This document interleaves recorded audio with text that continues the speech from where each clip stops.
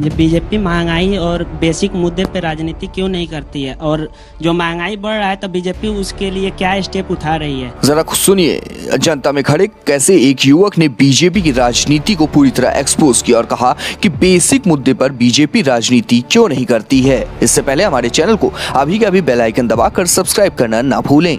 ये बीजेपी महंगाई और बेसिक मुद्दे पे राजनीति क्यों नहीं करती है, और जो महंगाई बढ़ रहा है तो बीजेपी उसके लिए क्या स्टेप उठा रही है। आप हिमाचल और गुजरात में जो इलेक्शन है कामकाज पे वोट मांगेंगे। और एक सवाल है जेडीयू से, ये नीतीश कुमार तो मुख्यमंत्री बने हुए हैं, बिहार का क्योंकि मैं भी बिहार से हूँ, बिहार का शिक्षा, स्वास्थ्य और बिहार में रोजगारी, उसके लिए सरकार क्या सॉल्यूशन कर रही है। इसके बाद इकोनॉमी और सिलेंडर पर पूछते हुए जनता के ही बीच से एक ऐसा सवाल आया जिससे बीजेपी की खटिया वाकई खड़ी होनी तय थी। सर, आपने जैसे कहा कि आईएमएफ ने कहा कि इंडिया की जो इकोनॉमी है वो एक साइनिंग इकोनॉमिक है, और हाल में ही आप देखेंगे तो आईएमएफ ने ही उन्होंने जो पहले जीडीपी का अनुमान लगाया था वो 7.4 रखा था और उसे घटा के अब उन्होंने 6.8 कर दिया।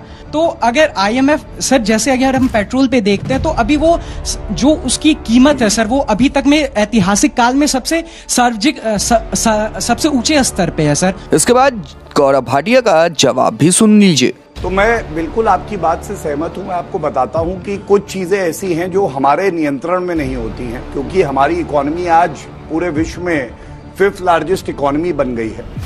फॉरेन फैक्टर्स होते हैं, लेकिन अगर ग्रोथ रेट देखिए, मैं आंकड़े लेके इसीलिए आया हूं, मैं चाहता हूं कि विश्वास जागे जनता का। और हम लोग ऐसे ही ये नहीं कि व्हाट्सएप यूनिवर्सिटी या राहुल गांधी यूनिवर्सिटी के जो डेटा है उससे बात करें, हम लोग ऑथेंटिक डेटा पे बात करें। इसके बाद जब अंत में आलोक शर्मा ने धोना शुरू किया तो उन्होंने बीजेपी की एक के बाद एक पोल सबके सामने खोलकर रख दी। और देखिए इस पर कैसे झंझना उठे गौरव भाटिया। देश को बताना होगा कि नोटबंदी में कितना काला धन आया, नोटबंदी पहुंच गया। मैं आ रहा हूं, इकोनॉमी पे चर्चा है आपकी, जो गलत पॉलिसीज जो थी, 60 लाख लोगों की नसबंदी करा दी थी, नोटबंदी पे बात करेंगे, उसके बारे में चर्चा होनी जरूरी।